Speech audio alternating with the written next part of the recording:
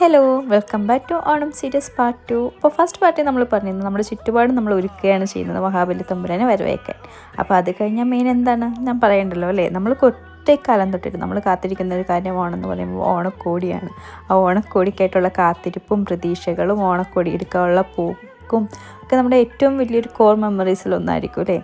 അതെ, എനിക്കും അത് തരുന്നൊരു കുറേ നല്ല നല്ല ഓർമ്മകളുണ്ട്. കാരണം അന്നൊന്നും നമുക്ക് എപ്പോഴും ഡ്രസ്സ് എടുക്കത്തുണ്ടാവില്ലല്ലോ. അപ്പോൾ ആ ഓണവും വിഷുവൊക്കെ വരുമ്പോഴുള്ള കാത്തിരിപ്പിന് വല്ലാത്തൊരു സുഖമുണ്ടായിരുന്നു. അപ്പോൾ ഇന്ന് ഞങ്ങൾ എറണാകുളത്തൊരു അത്യാവശ്യ കാര്യത്തിന് വേണ്ടി പോയതാണ്. അതിൻ്റെ ഇടയിൽ ഒരു ഗ്യാപ്പ് കിട്ടിയപ്പം ഞങ്ങൾ ഓർത്ത് വന്ന ഓണക്കോടി എടുക്കാം, ഇനി വളരെ കുറച്ച് ദിവസമല്ലേ ഉള്ളൂ എന്ന്. അപ്പോൾ ഞങ്ങൾ എറണാകുളം ബ്രോഡ്വേ ഉള്ള ഭഗവതി എന്ന് പറഞ്ഞ ഷോപ്പിലാണ് പോയത്. ഞാൻ എറണാകുളത്ത് വന്ന കാലം തൊട്ടിട്ട് നമ്മൾ അവിടെ പോകും. അവിടെ പോയി എന്തെങ്കിലുമൊക്കെ മേടിക്കുക. അത് ഭയങ്കര അഫോർഡബിൾ ആയിട്ടുള്ള ഒരു ഷോപ്പാണ് കേട്ടോ.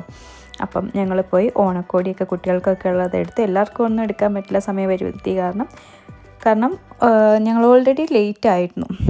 അങ്ങനെ പോയ കാര്യം കംപ്ലീറ്റ് ആക്കി ഓടി ചെന്ന് കയറിയൊരു ബസ് പെരുമ്പാവൂരിനെതിയ ബസ്സായിരുന്നു കേട്ടോ. പക്ഷേ ആ ബസ് ലോകം മൊത്തം ചുറ്റിച്ച് പെരുമ്പാവൂരത്ത് എത്തിക്കുന്നതായിരുന്നു ഞങ്ങൾക്കറിയില്ലായിരുന്നു. അങ്ങനെ കുറേ ലേറ്റായി ഞങ്ങൾ വീട്ടിലും എത്തി.